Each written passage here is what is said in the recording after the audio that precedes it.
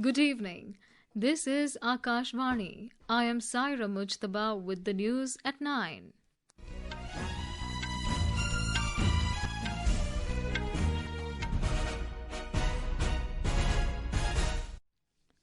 The headlines.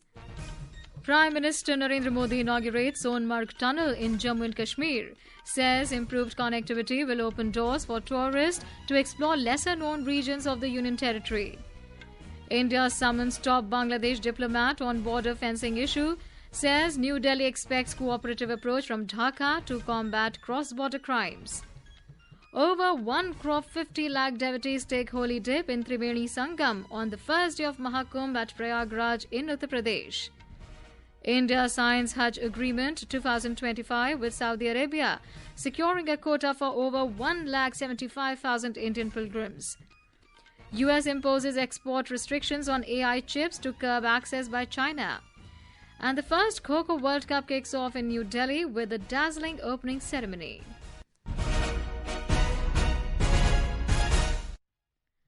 And now the news in detail. Prime Minister Narendra Modi today inaugurated the prestigious Sonmarg Tunnel in Gandarbal district of Jammu and Kashmir. The project has been constructed at a cost of over 2,700 crore rupees. The tunnel will provide all-weather connectivity between Srinagar Valley and Ladakh, promoting tourism and giving boost to defence logistics in the region. Addressing the gathering on the occasion, the Prime Minister said, Jammu and Kashmir is becoming a hub of tunnels, high bridges and ropeways. हमारा जम्मू कश्मीर अब tunnel का, ऊंचे ऊंचे पुलों का, ropeway का hub बनता जा रहा है। दुनिया की सबसे ऊंची टनल यहां बन रही है। दुनिया के सबसे ऊंचे rail road bridge, cable bridge यहां बन रहे हैं। दुनिया की सबसे ऊंची रेल लाइंस यहां बन रही है। हमारे चिनाब ब्रिज की इंजीनियरिंग देखकर पूरी दुनिया हैरत में है। The Prime Minister asserted that work is in progress on road connectivity, projects worth more than 42,000 crore rupees. Jammu Kashmir में रोड कनेक्टिविटी से जुड़े ही 42,000 करोड़ रुपए से ज्यादा के प्रोजेक्ट पर काम चल रहा है। 4 national highway project, 2 ring road पर काम तेजी से जारी है। सोनमर्ग जैसी 14 से ज्यादा टनल पर यहां काम चल रहा है। ये सारे प्रोजेक्ट जम्मू कश्मीर को देश के सबसे कनेक्टेड सूबे में से एक बनाने वाले हैं। Underlining the significant contribution of the tourism sector to India's journey towards becoming a developed nation, the Prime Minister remarked that improved connectivity will allow tourists to reach previously unexplored areas of Jammu and Kashmir. विकसित भारत के सफर में बहुत बड़ा contribution हमारे tourism sector का है। बेहतर connectivity के चलते जम्मू कश्मीर के उन इलाकों तक भी टूरिस्ट पहुंच पाएंगे जो अभी तक अनछुए हैं। साल 2024 में 2 करोड़ से अधिक टूरिस्ट जम्मू कश्मीर आए हैं। यहां सोनमर्ग में भी 10 साल में 6 गुना ज्यादा टूरिस्ट बढ़े हैं। The Bangladesh Acting High Commissioner to India, Mohammad Nurul Islam, was today summoned by the Ministry of External Affairs in New Delhi. During the meeting, it was conveyed that with regard to security measures at the border, including on fencing, India observed all protocols and agreements between the two governments. The ministry said India conveyed its expectation that all earlier understandings will be implemented by Bangladesh and that there will be a cooperative approach to combating cross-border crimes. India has also reiterated its commitment to ensuring a crime-free border by effectively addressing the challenges of cross-border criminal activities, smuggling, movement of criminals and trafficking. It said barbed wire fencing, border lighting, installation of technical devices and cattle fences are measures for securing the border. Army Chief General Upendra Dwivedi today emphasized that the situation in Jammu and Kashmir is under control and the region is witnessing a gradual shift from terrorism to tourism. General Dwivedi stated this during the annual press conference of the Indian Army in New Delhi. Violence parameters under control, tourism, development activities, Amarnath Yatra, where we witnessed more than 5 lakh pilgrims this time, and peaceful conduct of elections are indicators to a positive change. So the theme of terrorism to tourism is gradually taking shape. General Triveni said the situation is sensitive but stable on the northern borders. He affirmed that the forces are well poised to deal with any adverse situation, and building a robust infrastructure at the border areas is the key priority of the Indian Army. On the eastern Ladakh front, General Triveni said that contentious issues at Demchok and Depsang have been resolved, allowing patrolling and traditional grazing activities in the areas. Odisha has become the 34th state to implement the Ayushman Bharat Pradhan Mantri Jan Arogya Yojana or ABPMJ. Under this scheme, health cover of 5 lakh rupees per year is provided for secondary and tertiary care hospitalization for every family. National Health Authority and Department of Health and Family Welfare, Government of Odisha, signed an MOU in New Delhi today in this regard. Meanwhile, Prime Minister Modi today congratulated the people of Odisha over the implementation of ABPMJ. President Draupadi Murmu has said that livestock plays an important role in the rural economy and rural household income. The President said this while virtually inaugurating cow induction, gift milk and market support for Odisha State Cooperative Milk Producers Federation initiatives of the National Dairy Development Board from Rashtrapati Bhavan today. This is Akashvani giving you the news. For quick news updates round the clock, follow us on our X handle at TIR News Alerts. And for details of these stories and more, log on to our website www.newsonair.gov.in and download the News on AIR app. Welcome back. You're listening to News at 9. And now news from the Mahakumbh.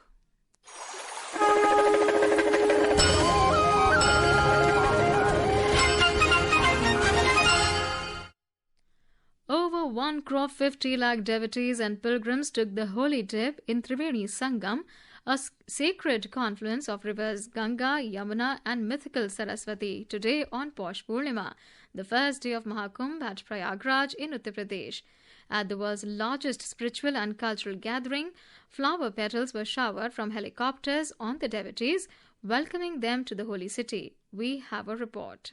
The beginning of the Mahakumbh on the sacred banks of Triveni Sangam is not just a religious gathering but a profound declaration of India's ancient traditions and the world's largest cultural confluence. It is a confluence of 7 akhadas from the Saivite tradition and 3 each from the Vaishnavite tradition and Udasin sect. It showcases the diverse yet unified spiritual streams. More than 7 lakh Kalpavasi are participating in this month-long spiritual retreat. Every camp and event at the Mahakumbh, from prayers to yajnas, reflects the spirit of may the world be well, may all beings live in harmony. Anupam Mishra, Akashvani News, Mahakumbh Nagar, Prayagraj. A 7-tier security plan is in place for the 45-day mega event, with over 50,000 police personnel deployed to ensure the safety and security of the area. The grand event will continue till Mahashivratri on the 26th of February. Prime Minister Narendra Modi wished people on the commencement of the Mahakumbh at Prayagraj and several harvest festivals. Union Tourism and Culture Minister Gajendra Singh Shekhawat has said that Mahakumbh 2025 is a landmark event not only for spiritual gatherings but also for global tourism. The minister said this during an exclusive interview with Akashvani News. देश भर से करोड़ों लोगों का आगमन तो होगा ही, ये कुंभ विदेशी लोगों के लिए भी एक कौतूहल का विषय है। दुनिया के अनेक लोग इस भव्य मानवीय एकत्रीकरण को देखने के लिए, जिसको वर्ल्ड हेरिटेज कमेटी ने इंटेंजिबल वर्ल्ड हेरिटेज प्रॉपर्टी के रूप में सूचीबद्ध किया है, उसको देखने के लिए दुनिया भर के लगभग 15 से 20 लाख लोग भी इस अवसर पर आएंगे। A digital exhibition organized by the Ministry of Information and Broadcasting was inaugurated today at the exhibition complex on Triveni Marg in Prayagraj. The exhibition is based on public welfare through public participation and showcases the achievements, programs, policies and schemes of the Government of India in the last decade. The digital exhibition will remain open free of charge for public till the 26th of next month.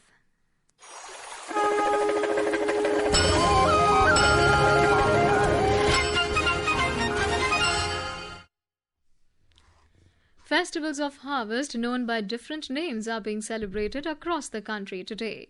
Lohri in North India, Magh Bihu in Assam and Bhogi in Karnataka are being celebrated with great fervour and enthusiasm. Lohri marks the end of the long nights of winter and welcomes the longer days of summer as the sun begins its journey to the northern hemisphere.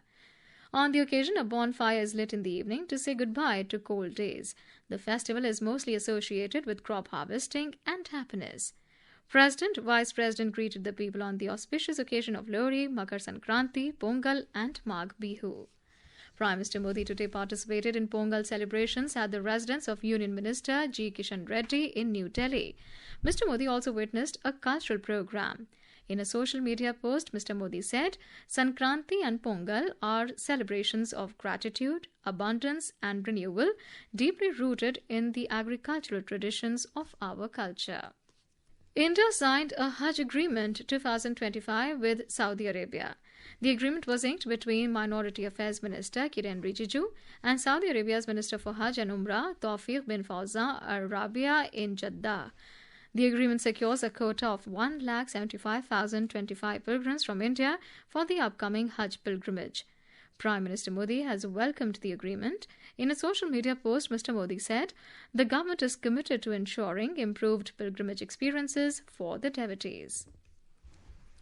India's retail inflation eased to 4-month low of 5.22% in December, down from 5.48% in the previous month of the current fiscal year, as the rate of inflation in food prices slowed.